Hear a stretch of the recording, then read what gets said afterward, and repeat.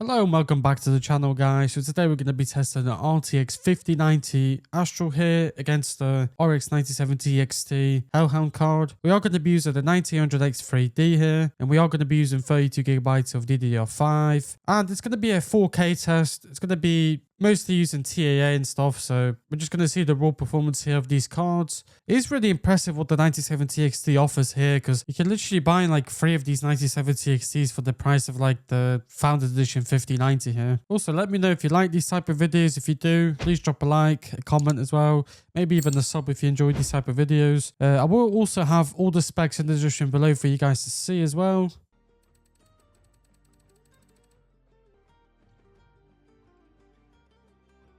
Alright guys, we have FORZA Ryzen 5 here, 4K max settings with TAA here. We are seeing that the 5090 here is pulling ahead with around 40 FPS more here. The 5090 also is pulling around 150 watts more, something like that here. It's pulling like 450 to 400 watts. And the 9070 XT here is pulling a consistent 317 watts here. And it's not really a big difference between these cards here in this game. I do have ray tracing on though, so that definitely does change things a little bit here. But I still think the 5090 should have done a little bit better here, considering this card is like 3 times more expensive. I mean, even more if it's like, you know, the Asus model here. So with the Founders Edition, it is like 3 times more expensive here. So yeah, I mean, it's not a really big win here for the 5090, sadly.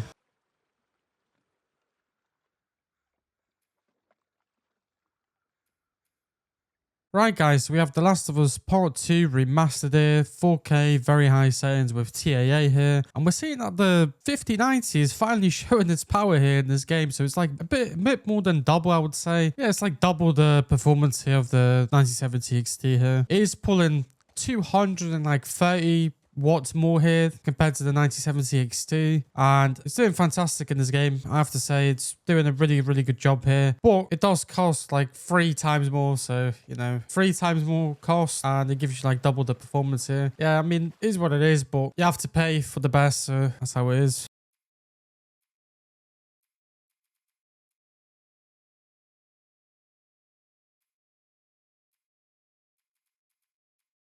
Alright guys, so we have The Last of Us Part 1 running in 4K max settings here, and we're seeing that the 9070 XT is a little bit faster than half of the speed of the 5090 here. This game is just really intense. They should have optimized a little bit better, because I think The Last of Us Part 2 does look a little bit better, and it runs way better than Part 1 does, and yeah, it's just, they should have done a little bit better job here. But we're seeing around the same, I think, power draw that we were seeing in The Last of Us Part 2 here. So it's just really high, basically 540 watts here, compared to the RX 9070 XT's 317 watts here. And yeah, the 9070 XT is basically, it's a little bit faster than half of the speed of the 5090 in this title.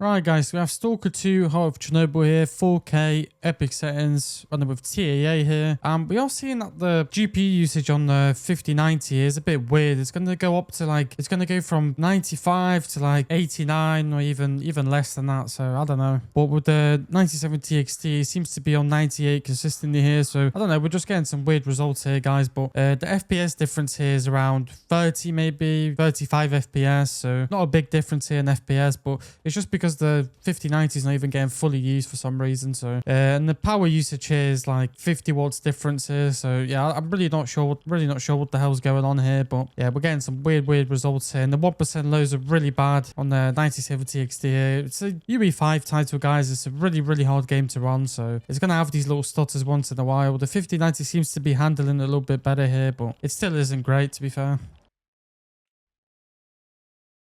Alright guys, so we have Atom 4 running at 4K ultra settings here, and we're seeing that the 5090 absolutely blows the 9070 XT out of the water here. You finally see what the 5090 is capable of, really blowing out the water here, I have to say. Pulling 600 watts though, so it's basically pulling double the power of the 9070 XT here. And I have to say, my 2 pins on my 5090 here were pulling like 9.5 to 10 amps, so yeah, it was flashing red for me here. So yeah, it was pretty bad. I was worried that it's going to burn. So I wanted to get this quickly done and over with. But yeah, that 600 watts, guys, is absolutely insane. It really is. It's an absolute heater in this room when I have this PC on. But yeah, it's really doing well. And I've noticed also that the NVIDIA cards usually do better in this game. So better for some reason. Like when I tested the RTX 5070 Ti, I think it was getting like 20 to 25 FPS more here than the 9070 XT. So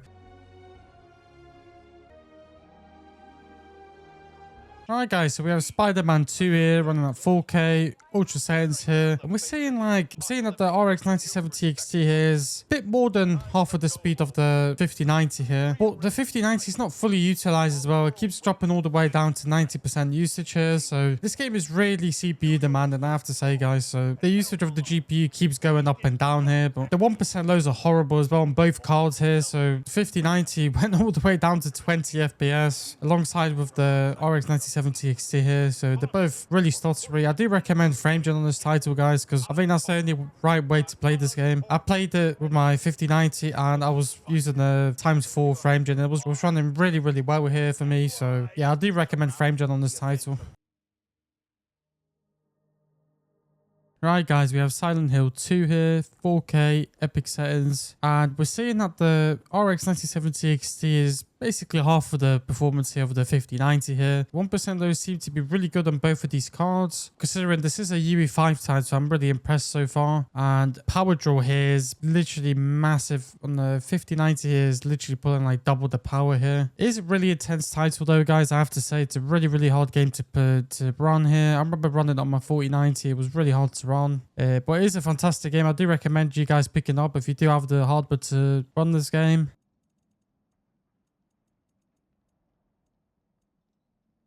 Alright guys, so we have God of War Ragnarok here, running at 4K, ultra settings with TAA here. And we're seeing that the 9070 XT here is doing a really great job here. So it's hitting like around 100 FPS here. So it's more than half of the 5090's performance here. It's doing an absolutely fantastic job. And it's doing it also with half of the power here. So yeah, it's doing a fantastic job. The 5090's pulling 570 watts right now. It's absolutely insane how much power this card chugs. And of course I had the 2 pins going red in the GPU tweak software, so it was showing me that it's pulling too much amps through the pins basically. So yeah, I'm really worried that this GPU won't last long. But to be fair, when I'm using my GPU, I normally power limit it anyway, so it never hits that much power. But still, when I do these type of videos, it might happen one day, so hopefully it doesn't. But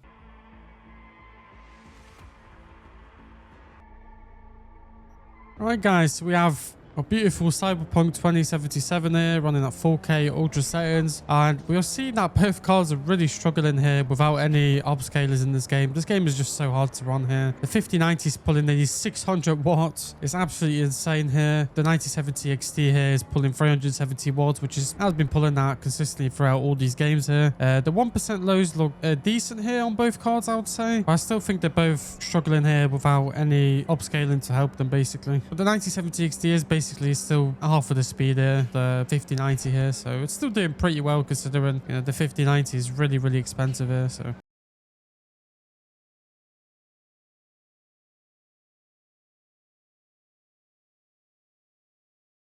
right guys, lastly we have Red Dead Redemption 2 here running at 4K max settings with TA on the high here. Yeah, again guys, we're seeing that the RX 9070 XT here has basically got half of the FPS of the 5090 here. The 5090 of course is pulling 500 watts here, so it's pulling like 180 watts more than the 9070 XT here. And I think the 1% lows look pretty decent on both cards. The 5090 is dropping a little bit, but I don't think I didn't really feel it that much when I was actually playing the game, so I think it's still fine. Both of these cards are just fantastic for this game. I mean, it's an old game as well, so I would expect them both to have over 60 FPS here with these settings, but there are some unnecessary settings that I do have on here, guys, so you know, you can definitely see more FPS if you turn down the settings a little bit. But yeah, I think they both did really well here. Right guys, so we're at the end of the video here. I'm pretty impressed with the 9070 XT here. Like, for literally a quarter of the price here of this 5090, it literally performs so well. Like, half of the performance of this card. Of course, the 5090 has, you know, DLSS 4, you know, ×4 frame gen and all that. You know, it's just better for like, you know, editing and stuff like that. But,